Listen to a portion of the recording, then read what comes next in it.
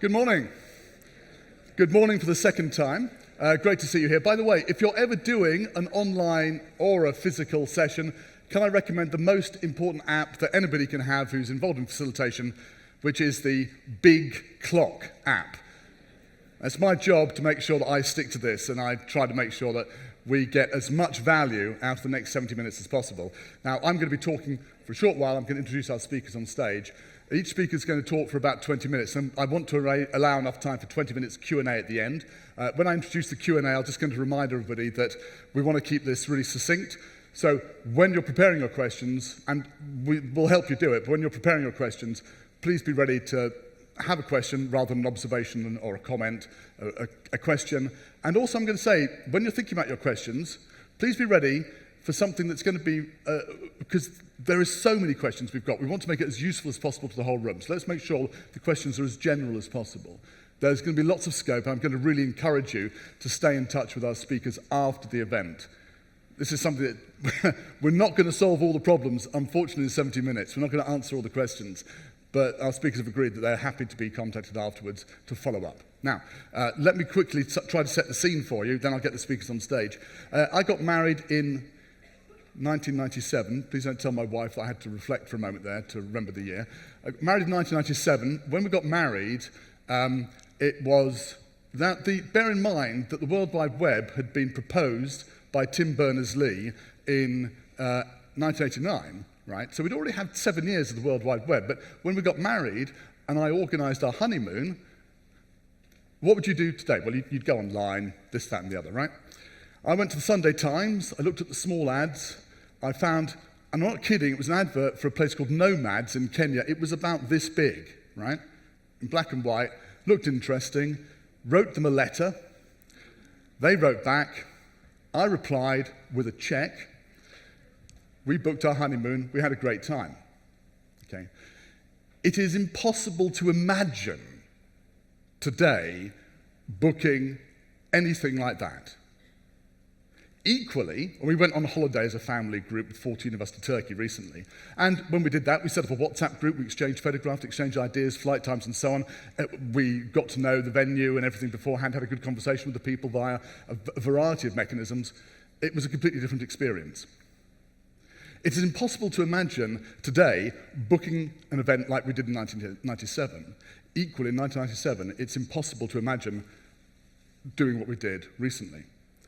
Well, I'm just trying to set the scene for the moment that it is impossible for us right now to know what is going to happen with AI. So this is a very bold title. Where are we? What's changing? What should you do? I don't want to say we've got all the answers in 70 minutes, all right? But what I want to say is that we're going to start us down the journey for getting towards the end. Looking back from where we are now in any form of technology, let's say the World Wide Web, inevitably we get to the point, oh yeah, of course, we can do all these things now. It seems inevitable, it's not. On that journey, there are a series of failed experiments, dead ends, cul-de-sacs, things that started and never finished. Far more of those than anything that was successful. It's what's called retrospective coherence. We look back and it all makes sense. Sometimes our lives are a bit like that. Oh yeah, of course, this is where I am. It's not. It's just a series of random things that get you here, apparently.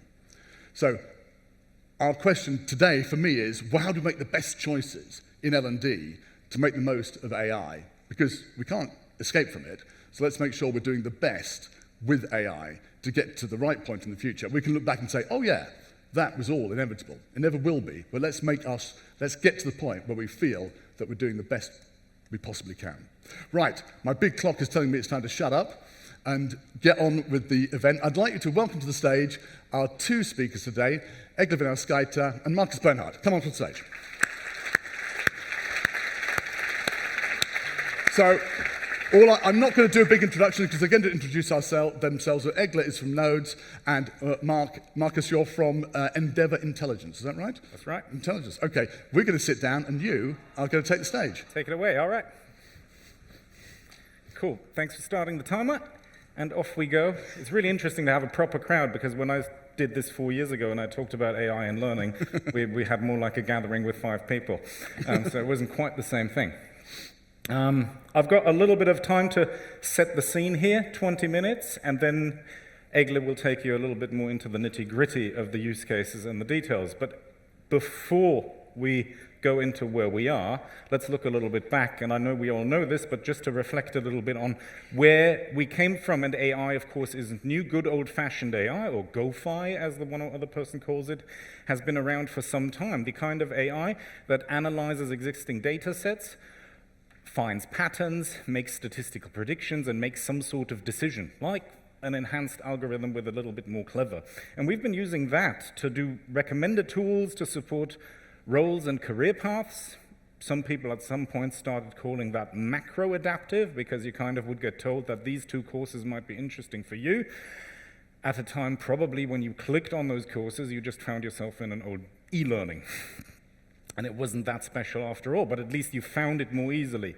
Then the adaptive learning came along, and we found that during the course of a program, we were guided through the curriculum from simple to more difficult by being asked questions along the way and seeing how we're faring.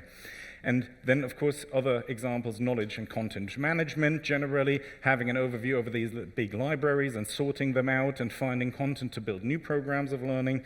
And then simpler things like project and mentor matching also had big successes in the one or other organization. And then, of course, a topic we could do a full conference on is skills intelligence. I'm not going to go into that one now.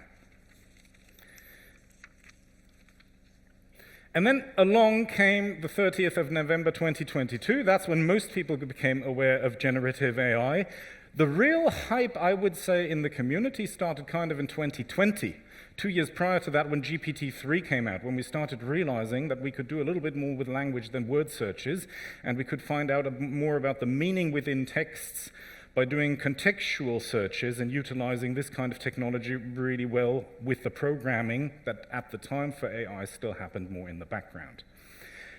But then we saw that these, when we look into it, predictive text on steroids models, because all they do is predict the next few words with some kind of a statistical model, and they are predictive text on steroids, that when you feed those with all digital content humanity has ever produced, then they turn out to be something that you could almost call quite clever, and you can have pretty good conversations with it.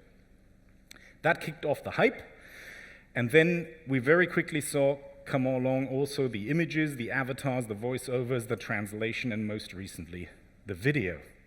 And this has gone at an incredible pace, and I love this little picture always of these pictures of Midjourney. And when we look at April 2022, at the top middle, I guess most people would have said, oh, this is quite cool. I typed in some text and I got an image back, and it looks, I mean, no one would have used that for a computer game at the time. It was awful. But you would say, well, given that I've only given it some text, that's already pretty good.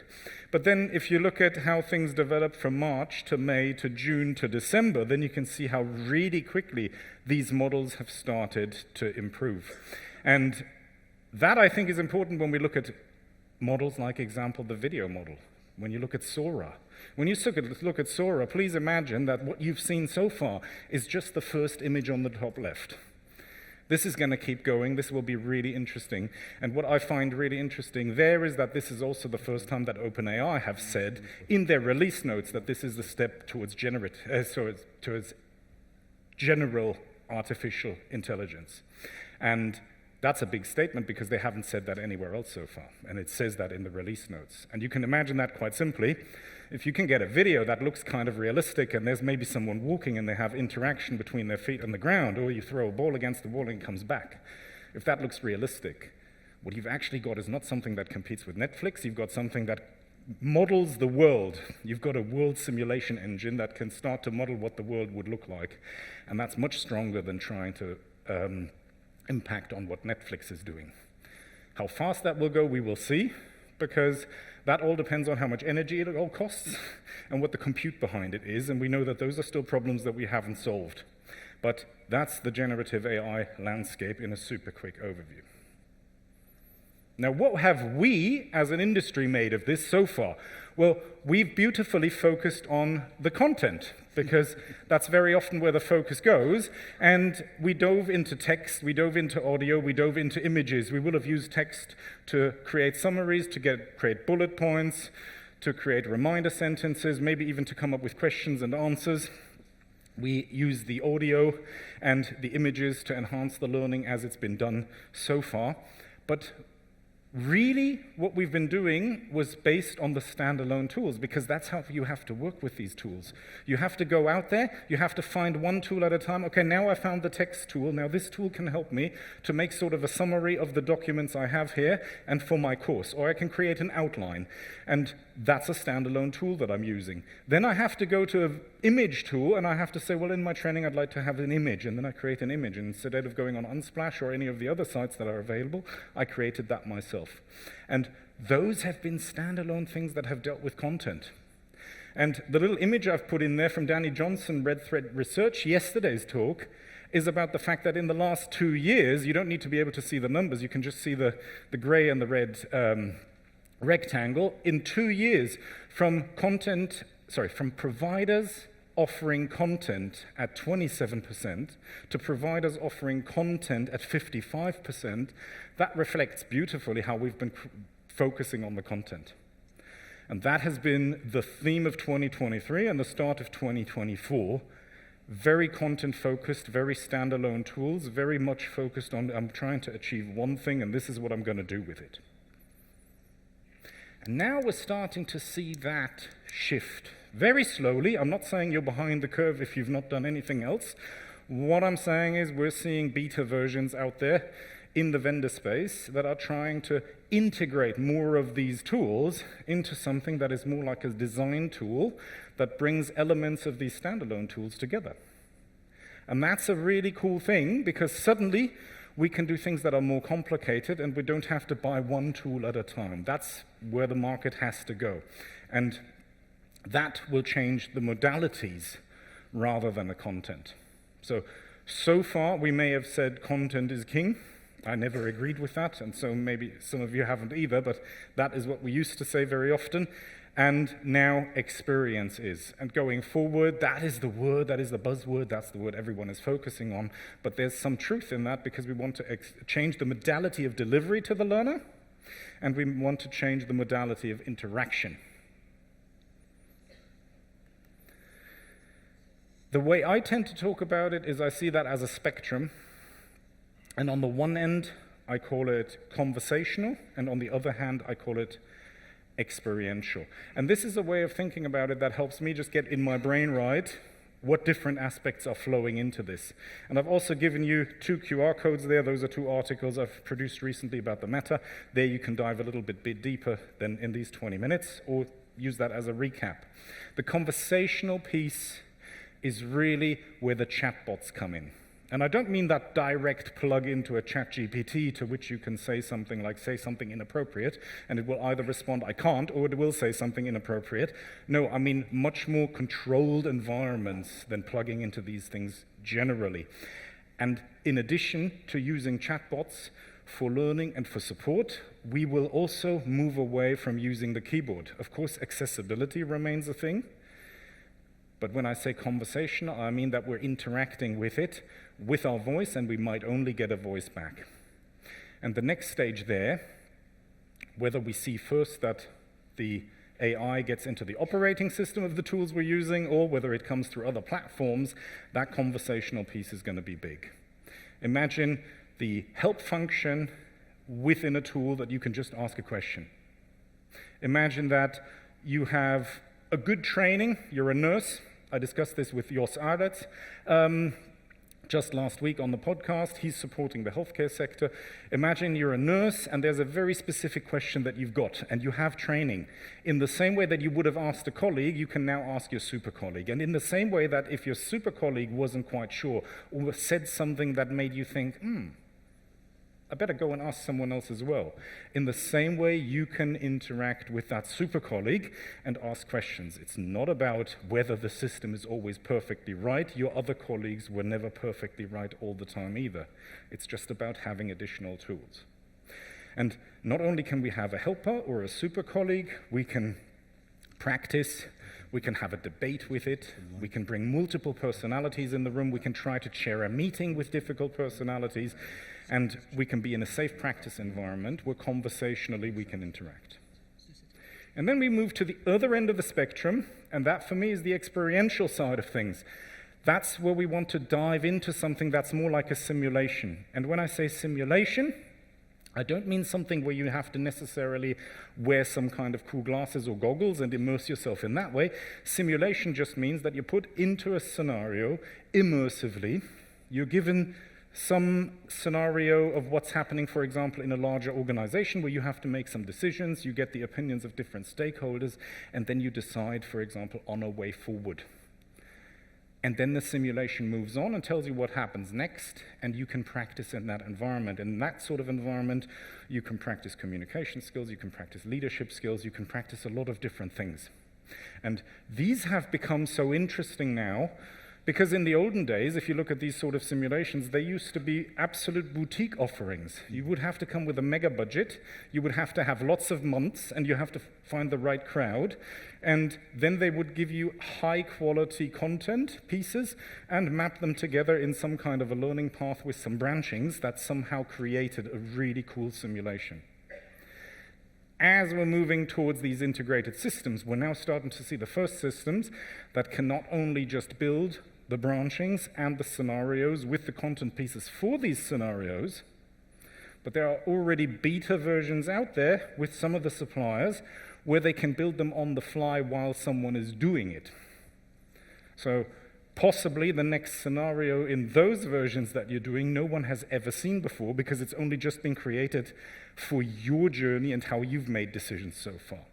That's not ready to be released yet, and we're probably looking at the end of the year of that coming out, but those are all things that are heading our way this year.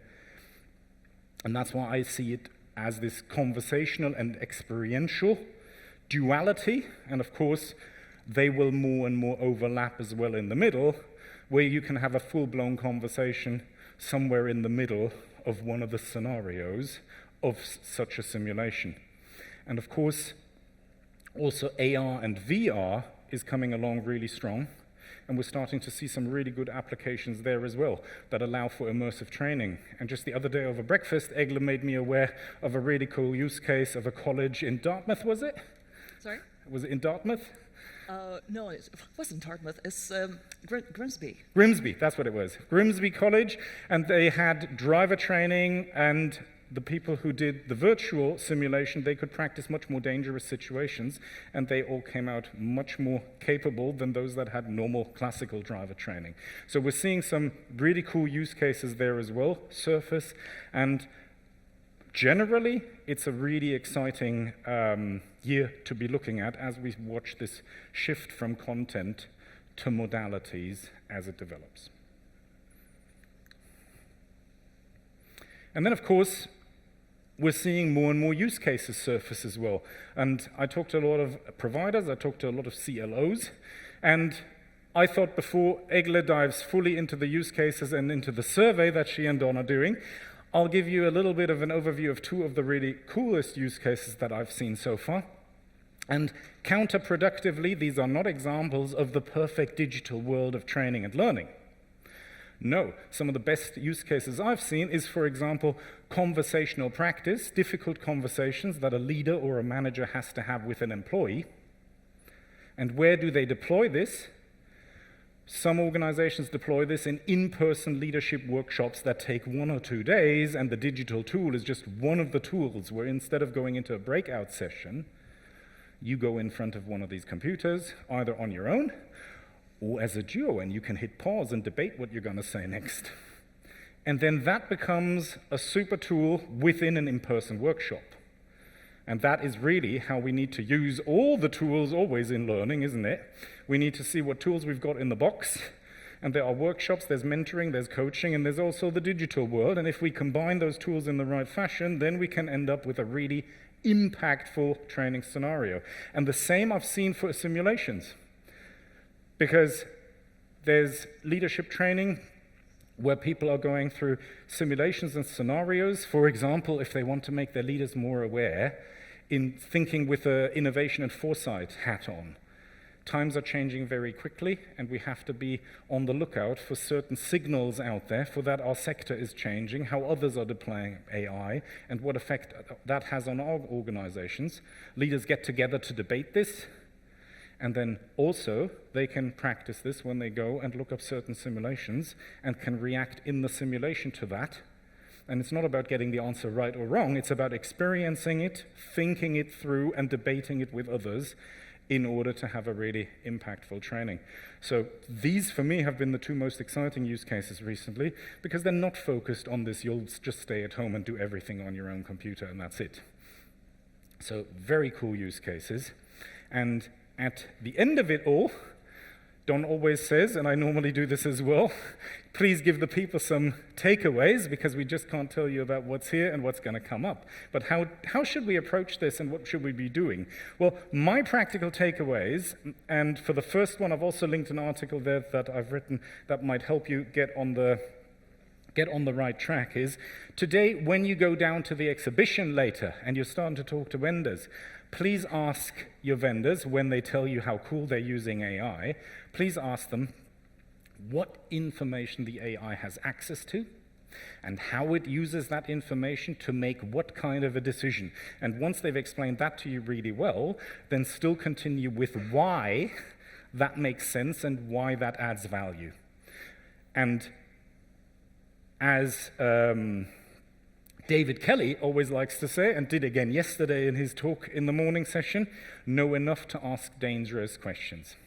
And if you know how to ask those questions, and if you can remember and maybe even start jotting down those answers, then you'll grow just by having vendor conversations. See every vendor conversation you're having as a training session for yourself to learn about what's happening in AI and to learn about what's really going on in these systems and how things work. And do never, ever, ever be happy with someone saying to you, the AI just does this automatically.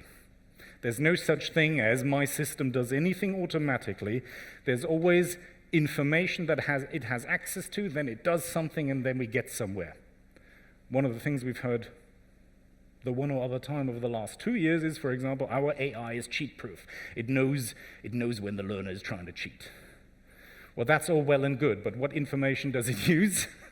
How does it use that information? And clearly, any vendor can also tell me in which scenarios this is particularly strong, and they can also tell me what scenarios might exist where this is a little bit on the weak side. So therefore, that's my takeaway for today. Dive in, ask those questions, make this your own CPD journey every time you talk to a vendor. And when you get back to your desk, that might be tomorrow, that might be on Monday, start making your own notes. Create your own roadmap for these conversations. Write down what kind of answers you've had, how they have made you think further, what other questions they have produced, and keep that roadmap in your head. And you might have several roadmaps. One might be for LMSs in general. One might be more about certain avatar solutions. Another might be about something completely different. For each of these, have your own little roadmap of conversations. And why is this important? Because the key here is that we need to stay on top of how quickly this is moving, and you will never be there. You have to continue to stay on top of things, and therefore when you've got your own little roadmap, that is a really good summary the next time you read that before you go into the next conversation, even if the last one has been 3 weeks ago. You remind yourself, and you're fully up to speed again, and you dive in and you make it an even more informative and a better learning experience. And that's why I say this roadmap is really critical for when you have your conversations with vendors as your own personal journey. And then that will also potentially lead to the one or other vendor training their team a little bit better to move away from general answers. They're going to hate me downstairs now. But to move away from general answers and buzzwords and trying to say, yeah, that's just how it works automatically. The more we dig deeper, the more we demand answers, the more they have to up their game in providing them and helping us learn with them together. So with that, I leave you.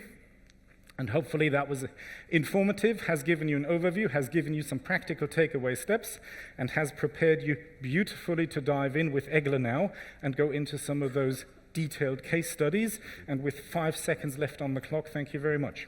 Brilliant. Marcus, great job. You know, I do feel terrible. I get people in here who are absolutely brilliant and do a fantastic overview of where we've come from, where we're going, and I say, you're going to say all that in just 20 minutes. Clearly, we could listen to Marcus for a day, couldn't we, with that stuff? So thank you very much for setting things up so brilliant. And I love those takeaways, especially the asking dangerous questions and forcing people to do a better job. It's great. Thank you so much, Marcus. Next up is Egla Minauskaite, who's worked with me. We worked together, published a report a couple of days ago, and again last November, a couple of reports on how AI is actually being used in L&D. So after Marcus's brilliant setup, I'm going to ask Egla to step up and take the microphone. Egla.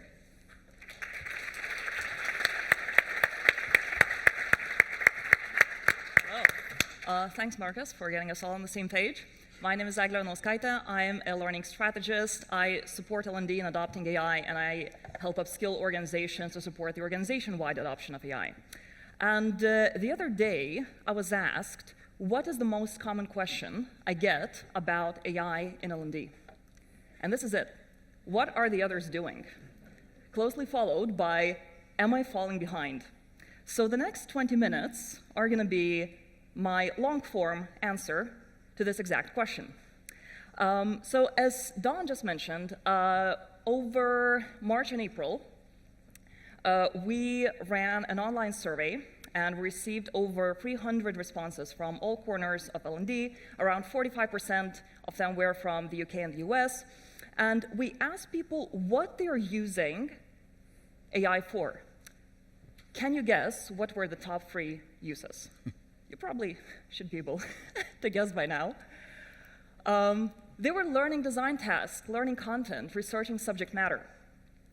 Not a surprise for learning design tasks right now, creating an outline and brainstorming various learning activities are quite big right now. Learning content, what Marcus talked about, and researching subject matter, trying to understand a bit more about it before writing about it and creating some learning content around it. This is not surprising, because if you think about the best use cases for AI, the low-hanging fruit, you would probably map out your processes. You look at the ones that cost a lot, that require a lot of resource, and then you would consider whether they can be enhanced with AI. So yeah, content is one of these processes. However, for the last few years, we have been talking a lot in this industry about SBOs, skills-based organizations, about data-enabled decision-making. So AI can potentially support that a lot. So where is it? Well, it's over here at the bottom. So we have qualitative data analysis, skills practice, performance support, and then only probably a few dozen people using it for skills management and so on. And then we have some admin tasks, personalization, user research, and translation over here. So if you look at it, and the content-related uses are in orange, content is obviously dominating. This is the theme. However, I would like to draw your attention to a few things here. The first one is user research. This is an interesting one, because we're using AI a lot to research subject matter, but not the end users, so not the consumers of whatever we are creating, right? And AI can potentially do a lot in this area. It can help you create interview or research questions. It can help you with research design. It can help you can input your constraints, and it can help you think about, okay, so how do I do research within my organization, within the constraints that I'm working with? It can help you analyze qualitative and quantitative data, but this is right now not happening at the scale that I would personally like to see. So I think this is a huge opportunity for development for L&D. The second one is content versus skills. And we all know that people do not develop skills. People do not develop capabilities just by consuming content. And in AI, we have this unique opportunity to create these sandboxes where people can develop these skills. They can practice difficult conversations. They can practice giving feedback. They can do simulations. But right now, the difference between, we are going full steam ahead with content, not enough on skills. And finally, performance support, another huge opportunity area for L&D, because serving content in the right format, at the right time, hyper-contextualized, this is the holy grail. This is something that we have been challenged by for years, but it is trailing there at the bottom. So why is it not being adopted more widely? So this is where my complexity scale comes in.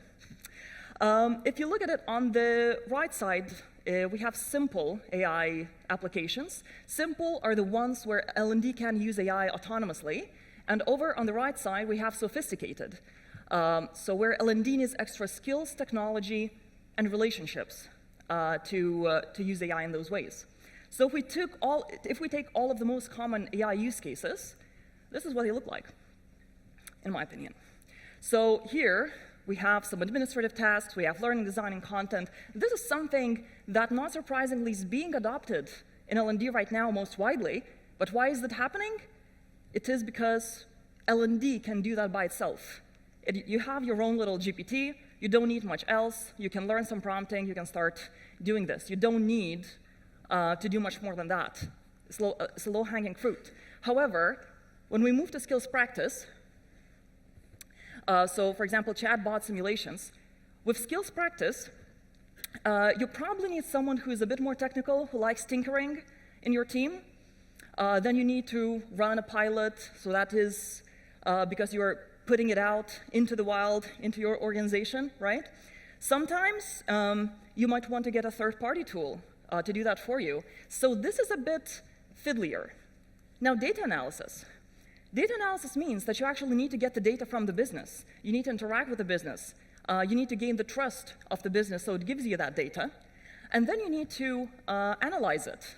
And so you need to know how to do that. So that's a skill. So again, leaning even more into the business. Performance support, things like AI assistants, co-pilots. They are quite nifty. However, for that to work in any meaningful way, you need to plug AI into your knowledge base. And that brings up all sorts of technical issues. That brings up all sorts of information security issues. That is a technical, it's a business, it's a legal challenge. So this is why it's lagging a bit. And this is also something that usually is not made, the decision to use these tools is not made at the L&D level. So using a co-pilot is not an L&D decision, it's a business decision. So again, leaning more into the business. We have personalization, creating career pathways. Again, David Kelly's excellent presentation where he talked about how there is a difference between personalization based on your goals and interests and your job title, and personalization based on your competencies. So if we're aiming for that personalization based on our competencies, we need to understand what these competencies are. We need to plug into different learning technologies. Not learning, workplace technologies in the organization. If you attended Peter Reiber's talk yesterday, he talked about sourcing various bits and pieces of information, including Microsoft Graph and so on, to put together this data set that could potentially create career pathways for people to move for the company throughout their entire tenure at the company.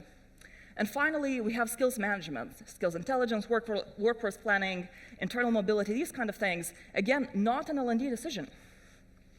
Because we have our friends over there at HR Technologies. And if you look at their leaflet, they also talk about skills. But on their panels, you have HRDs. You have business strategy people. So this is why it's well on the right side. So this is the high level. Now let me tell you what it looks like in practice. And I'm going to do that for 3 stories. So story number 1.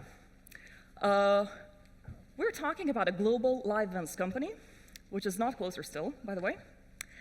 And if you can imagine, their workforce is globally dispersed. They work in the field, they work in venues. And therefore, most of their training happens through in-person events. How many of you use in-person events at your organizations? Right? Right? At least half of you. This is a classic. How can you enhance that with AI, right?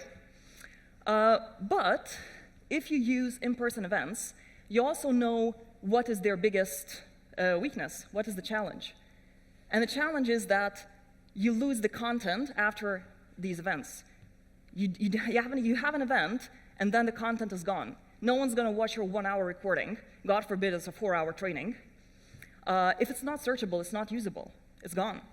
So In this situation, they thought that, yeah, that's not good enough. That's just silly. How can AI help us do that? And then they faced another problem immediately after. There is no tailor-made AI tool for this very specific, very niche use case. So what they did is they approached an LMS vendor that had good AI functionality, not what they needed, but they said, you know what, we have a little bit of an issue. Can we work together to kind of stitch these things, tweak this and that, and make it work for us? And the vendor said yes, and it actually worked. So here's what they did. If you can imagine, you have an in-person event. There's obviously additional integration to capture the audio feed. But what happens is that you have an in-person event. It's being captured in the system and being analyzed by AI. At the end of the event, everyone gets key takeaways, key lessons, action points, whatnot, including regional managers, local managers that then can use these things and have an actual meeting to follow up on the learning, to facilitate learning transfer. The knowledge base is also searchable. It means that it's not one big blob of recordings. You can interact with it. You can ask it questions. What was the sentiment? What were people asking most about? How people are feeling? Can you analyze this data in this or that way? And finally, ultimately, what this means is that each in-person event becomes part of the company's knowledge base that keeps growing, which is amazing. You took something that is a classic, an in-person event, and you AI-fied it in a meaningful way. And the best part, this was implemented by free internal L&D team members. No external skills. This was done by internal L&D, a very small team. So what are our key takeaways here? The first one is that vendors are a resource. A lot of them, I cannot say all of them, but a lot of them are looking for first adopters. They are looking to create products that actually have a product market fit. And therefore, they might be willing to flex if you start working with them because they are looking for organizations like yours to tweak their products. So find a vendor that is willing to flex. More than ever. The second one is be creative with what you got. Because if you look at the story, this story only used the LMS, same budget, same LMS budget. It didn't need any additional tools. It was mostly, the issue was not that of cost, it was that of creativity. This is what's in our toolbox. How can we stitch it together to actually work for us? And finally, AI isn't magic, it's software. And what you just heard is software integration. And I bet that in a lot of your teams, you have people who know how to do software integration in L&D. Now let's go to story number 2. A different situation, an international consultancy. And they're quite unique in that almost all of their training happens through coaching. Literal one-to-one skills or situational coaching. And of course, that's where the problem is. That's a lot of hours spent on coaching on something that is very intangible, and we don't know what's the impact of it. Incidentally, the organization was facing a bit of a retention challenge, client retention. So here's what L&D did. L&D identified the best performers. So we can think of them as people who are having most positive outcomes. So their clients, the ones that they're surveying, they are being retained at the highest rate. So people who are doing something right. They then deployed AI to analyze all of the calls to understand what were the things that the best performers were doing right. And they used AI to identify essentially what was a best practice, which they didn't have before. Then what they did is they deployed that best practice coaching into the coaching sessions, and then they started measuring what was happening after that, because one key bit of information is that all of the calls, especially client-facing calls, are recorded in this organization. So they started measuring how all of that coaching was trickling down and how it was changing people's behavior, how they're communicating, and so on, to the point where they could see that this is the best practice. We deployed it in coaching. It started trickling down, and it started affecting our retention in a good way. So they managed to use AI to make the intangible tangible. And they did it using Salesforce AI, which is not even learning technology. What does that tell us? First, AI might reveal harsh truths.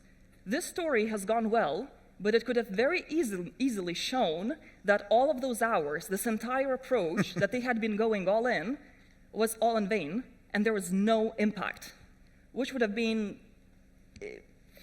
at least an ego hit. So yeah, you need to recognize and overcome that fear if you're using AI for measurement. The second one is business goal equals business alignment. That means that the reason they were so successful is that they didn't start with, we have AI, how can we use it? They started with a strategic business problem, we need to improve our client retention, and then they figured out how to use the AI that they had to work this out. And finally, the right tool may not necessarily be in L&D. And the last one, story number 3. Let's do something different here. This is a multinational science company with 100,000 employees, a major one. So to give you some context, this is a story from a learning team within that organization, massive organization. And the problem they're facing is probably the problem that a lot of you in this room are facing, which is AI is here, how do we use it to improve our productivity, efficiency, or creativity? These were the literal requirements. So here's what they did. They put together a business case to get buy-in from their leadership to actually use AI. They got the buy-in, the mandate, the resource, the dedicated time to do that, and then they started working on a roadmap for AI adoption in L&D, which was made of three levels: individual, product, and organizational. And the theory is that if we deploy this roadmap, then we are going to be able to find our ways that work for us to use AI in L&D in a meaningful way. So this is what it looked like. At the individual level, you can think of it as just pure AI upskilling and enablement. What that means is that we are giving our L&D team access to our internal AI experts so they can be coached how to use AI.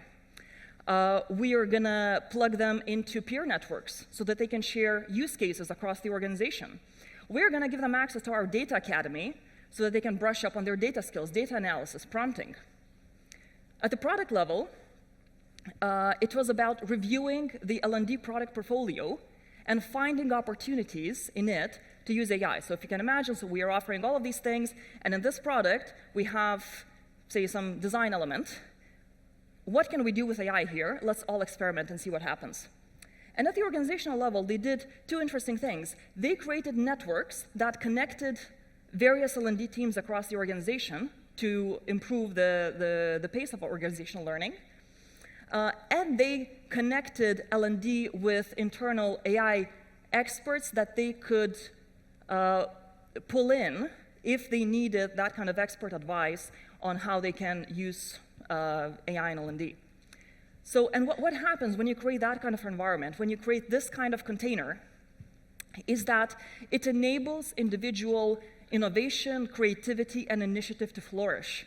And what happened, that AI use cases started springing up in the organization, led by individuals that felt that they were supported and encouraged to experiment and surface them. And they ended up creating a whole suite of things that they are now experimenting with. I don't have the results for them, but to give you an example of what they might be, one is a performance support bot for onboarding new hires. As you can imagine, they ask a lot of questions. How can we support them? Another one was the classic, how do we give feedback? So it's a difficult conversation simulator. Another one was creating a knowledge base for our knowledge. And those were their lessons, and what we can learn from them is that use cases emerge from experimentation. So your job is to create an environment for it to happen, because again, to quote David Kelly, your culture needs to enable the technology that you're using. The second one is that mandate unlocks support, quite literally, unlocks resource, unlocks licenses, unlocks the time that people are allowed to spend on tinkering. And finally, in a large organization, an entrepreneurial mindset is essential because you need to power through the sheer complexity of an organization of this size. So this is what I wanted to leave you with. And if I may share one last thought, it's if you want to go beyond content, you need to start with strategic intent. And if you want to implement that strategy, you're going to need to build relationships. And although we are all here at a Learning Technologies conference, if you want to make stuff happen, you're going to have to do it with other people. Thank you. Wow.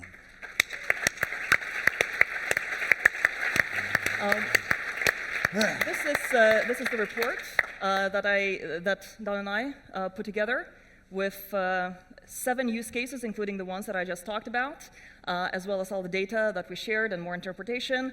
And that's it. That's us. Wow. Look, I've seen the slides before, and I've spoken to these people before, and I knew what was coming, and I'm still sitting here a little bit breathless, thinking about all this new stuff. I want to take a quick minute.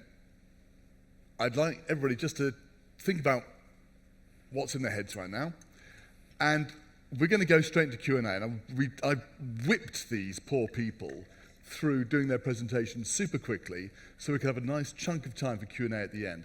I want to make best use of that. So take a moment to turn to the person next to you and say, look, the question I'd really like to ask is this one. And that in that conversation, you're going to articulate the question really well. It will bring some ideas to the surface. And I'm hoping at that point then you'll have a great question formed. And then I'm going to pull us back and I'm going to say, great, let's go with those questions. Are you ready? Okay. So tell your person next to you, what's the question you'd love to ask? Go ahead. That worked quite well. That worked quite well. I just want to say again, well done. That was super good. Thank well you, done. sir. Well done. Well done.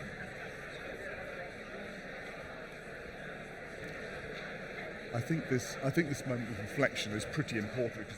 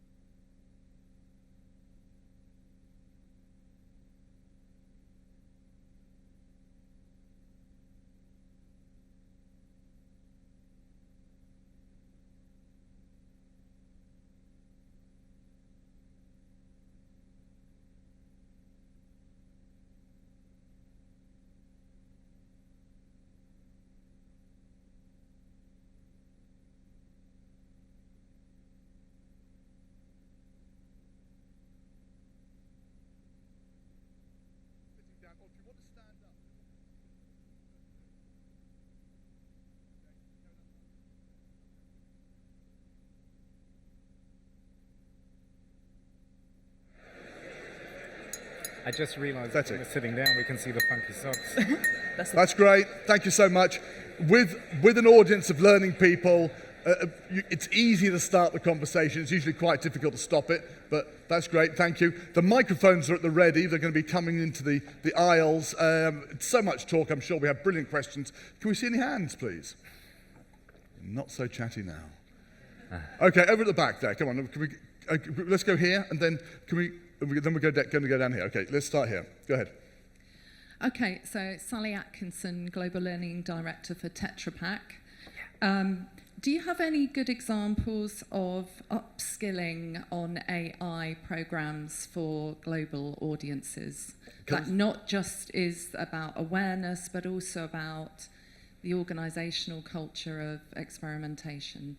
Can we just clarify what you mean by AI upskilling? Yeah, so for all our employees, understanding what it is and getting them to think about how it might be used, at the same time understanding the responsible use and so forth. In a global context? Yeah. Brilliant. Okay. Marcus, you want to go first? The best example for me that springs to mind is the one for the AI journey. So I've seen global organizations do a lot of really good work with internal webinars. When, for example, they're rolling out the Copilot right now and they want to upskill everyone to be able to use that, they have a webinar where they bring a smaller team together. It's not on the mega scale that you have 500 people on the call, but you have a reasonable amount of people on the call. They take them through the steps of how to work with Copilot. They introduce simple, good rules that people can implement, such as if you're going to share a document with it and you want to work with that document, get the system to summarize the document first. You'll get a much better answer after that than if you just share the document and want to dive straight in. There's something in that conversational piece that works better with the large language model when we say summarize and analyze a little bit first. And so these kind of systems have been very pragmatic, very agile. They don't need a lot of planning and all of those kind of things. Very pragmatic, very agile, in smaller groups, leaving lots of time for Q&A, similar to like us today, and then, of course, enabling these smaller teams to have the discussion with one another, to go away and say to one another, I tried this didn't work so well, I tried this worked really well, what were you doing? And that's the kind of atmosphere we need to foster here when it comes to the AI-oriented reskilling and upskilling, and I really like that because that's not where you have a 5-year game plan. That's something where you say, let's dive in. Really practical, thank you. Egle, any global view on that? Yeah, so when it comes to upskilling programs, realistically, very few companies actually have completed them and can say that, okay, this has worked brilliantly, and this is the best practice. But the best we have are perhaps exactly like what Marcus is saying. People seem to like it, people seem to benefit from it. We don't yet know if this is the best way to do that. When it comes to AI upskilling, I would also encourage you to look at it as an organizational change initiative. Because it's not just about the skills that people have. So as we saw from the third case study, it is about creating that environment. And if you think about it as an organizational change initiative, that means that it's not just about how do we teach people to prompt and how do we give them a list of, say, ethical use cases, what the do's and don'ts, which is important, but it is baseline, this is foundational knowledge. And if you look at it from the perspective of, okay, so this is the capability part, right? But now we need to look into, okay, so the motivation part, why people would be using that, identifying what blockers they have individually, because like there's a reason AI adoption is lagging behind the hype. And this is a lot of them. So there are technical reasons, there are business reasons, and there are individual reasons. So it is a very comprehensive topic, which I'm not going to go into too much detail, but all I'm saying, know best practices and look at it beyond just pure upskilling. Okay, thanks, great question. Thank you for that, and thanks for those answers. We've got one down here. Then I think we had some arms up at the back just by the cameras. Go ahead. Sure, so Mike Osborne from Accessible Me here. If you take into consideration the strategic intent being driving diversity and inclusion in a company, how can AI be used to do good, essentially? So for context, in my previous company, they were using AI tools such as the video content generation, to translate the content into different languages, which is fantastic. We started rolling that out, and the feedback was, actually, you've taken jobs away from minority, ethnicity, actors and talents to actually create this content. How can we ensure we're using AI to drive positive change, and not taking the jobs away from people who might actually need it? Great question. Using AI responsibly and positively, particularly in an inclusion view. Okay, my turn to start first. So first of all, I would say that it's not just on AI to use to make sure that the change is positive. There is a human element, and it is ultimately about starting with the best intentions, understanding how these models work, how they're trained, so like what can come up, but ultimately it is, okay, test it out, see what's happening, test for bias, check depending on the complexity of the solution, there might be some data analysis that you can do to see if some biases are showing up. and then iterate on it. So it's pretty much you start with the intent, and I don't think it's much, in terms of how you deploy it, it's much different from any other initiative when it comes to equity. I like that. I'm going to go at it from a different angle, and I'm going to say I really love the fact that AI is putting the spotlight on this, and I think we need to look in the mirror more than looking at AI. The society is awful. When it comes to diversity, equity, inclusion, we are so far behind, but we like to pretend that we're making these great steps forward and that everything is improving drastically. When you look at the last 2 years and you look at the numbers in detail, you can find several instances where you can say, okay, we've declined again, we're moving backwards. Yes, there is a concern that AI might have an impact on that, but I'm loving the fact that AI is bringing this discussion to the foreground. And it's not so much about saying, will AI actually make us reverse the trend? It's more about saying, let's have that discussion, let's look at the numbers, and let's look at whether we're moving in the right direction. So I think it's a perfect thing that we're focusing on it again, and that we're having the conversation, and that we're looking at the numbers, and we can't sit together and just pretend that everything is moving forward in the right direction. We can't kind of come to rest, because looking at the numbers, we're moving backwards. And Marcus, possibly we could also ask that question, where does the data come from, and how is it being used, which Yes. you raised. I think that's probably quite fundamental. We've got a question in the back, and then can we guys, just 1 second, any show of hands? Okay, let's get a mic over to here if we could. There we go, there we go to here, and we're going to go with the question in the back. Go ahead. Hi, thank you. I'm Tom Pollock. I'm with the Learnovate Centre in Dublin, Ireland. Welcome. And I'm wondering, especially around the use cases you discussed, the impact on the organizations of the AI Act that's coming in terms of the learning being a high-risk category with the most sort of disclosure requirements.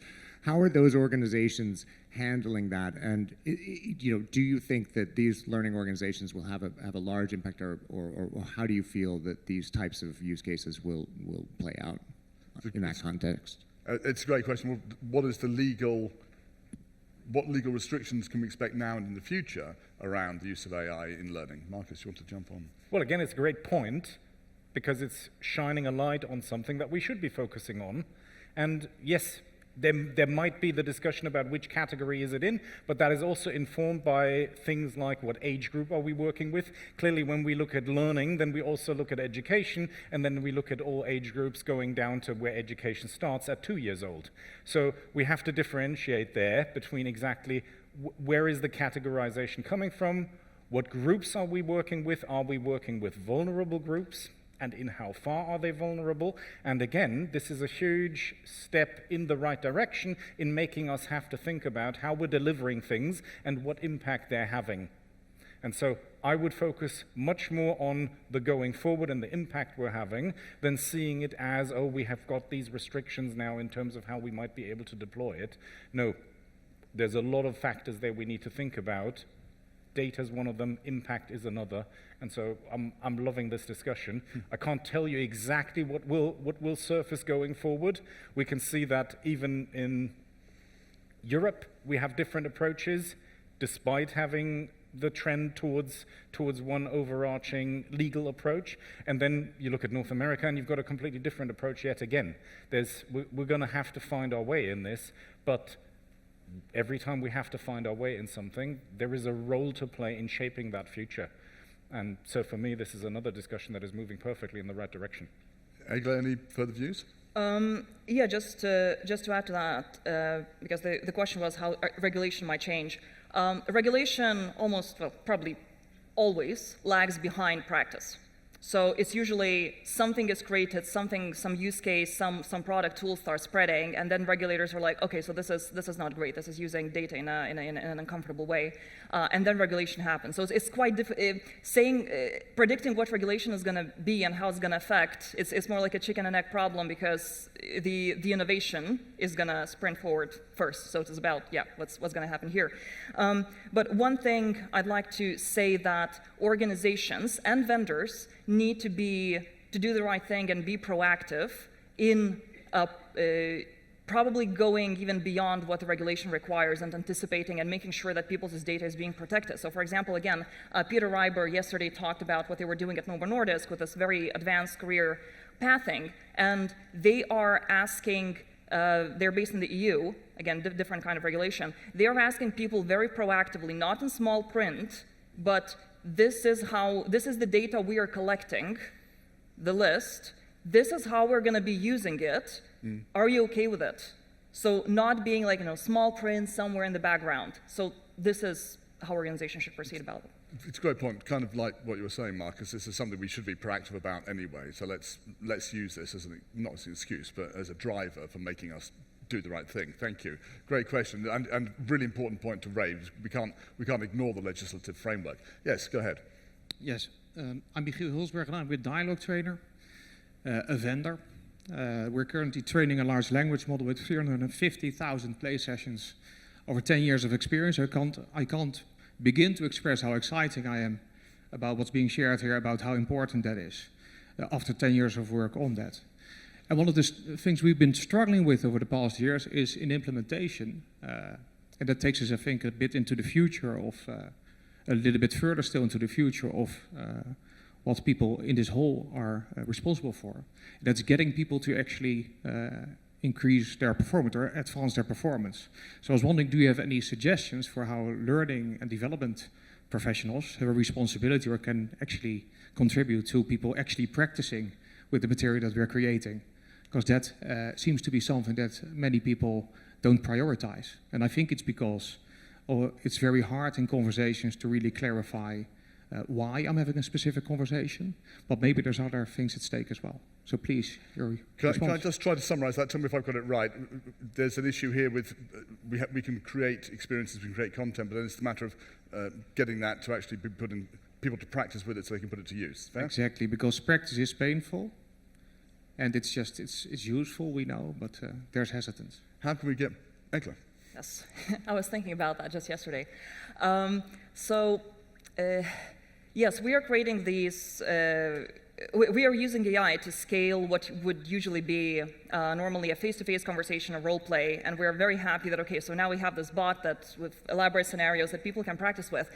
The problem is that we solve the problem of scale and probably quality of practice, but as you're pointing out, then we make create a problem where we didn't used to have a problem, which was commitment, essentially. Me sitting down with someone and doing the practice, right? So sort of solving that problem, but going down on that end. And I think it is important to realize, and from what I'm hearing is that yes, with skills practice bots, it is right now a problem that people use them once and then they stop using them. So there's no retention in that way.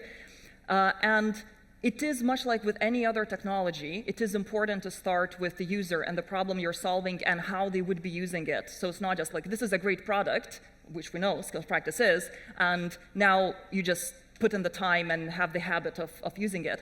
So one interesting example that I saw actually on the exhibition floor yesterday is that you, instead of it being a separate thing, sort of go there and practice, you overlay it on people's existing technology. So for example, if I want to help people practice their sales conversations, how to close a deal, you overlay, like with custom technology from in this case a vendor, you overlay an interface where you have a button on Salesforce where I want to practice a call with this client, which is sort of like their details and the problems that the objections that I'm going to have to overcome. So it is about understanding the user journey and putting these, just like with any other tool, within the journey. So I was going to say it's a management issue, but actually you're saying actually there are technological things we can do to prompt people and bring that to the fore so they can do the practice. Yeah. The problem is I don't know how it's going to work. Yeah, practice is painful, isn't it? Marcus, very quickly, then we're going to go to Stella here. We get the microphone right over to the lady in the fancy, very nice orange leather top. Thank you. Just 1 second. Go Marcus answer this one, then we're going to wrap. Go on. Thank you for the Yeah, super quick. sartorial. Sorry, Stella, just 1 second. Marcus is just going to wrap up with his answer to this one, then we'll get to you. Go on. Super quick, I think that is always going to be the problem. There'll be time pressures, there'll be pressures on hitting a deadline, there will be all these things that we always have because we're not in an ideal world. We won't be able to change that. One thing that will have an impact is accessibility. If I have 24/7 access to this thing and I feel like I need a little bit of help, then I can get that. That will make a difference in itself.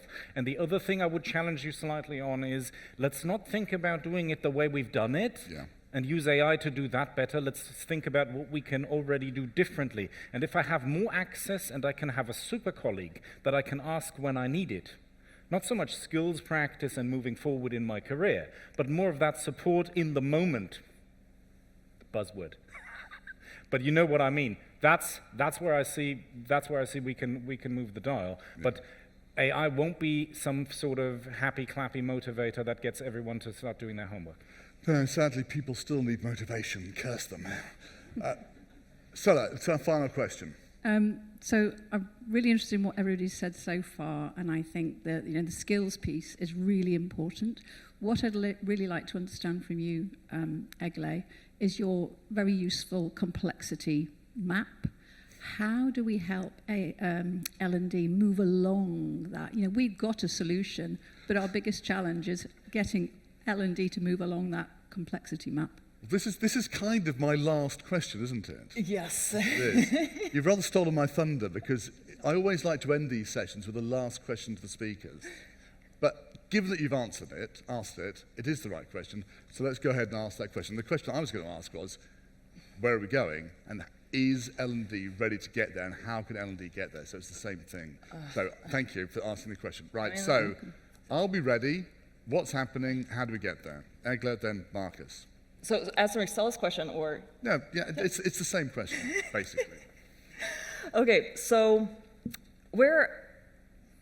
I kind of want to quickly answer just that very specifically, is that it is up to AI is not different in terms of technology itself, in terms of how L&D should approach it. You need to create these relationships with the rest of the business to enable these things to happen. There is no complexity scale, so these are the things you need to do to move towards the right. This is something that L&D has always needed to do to actually function, the whole seat at the table situation.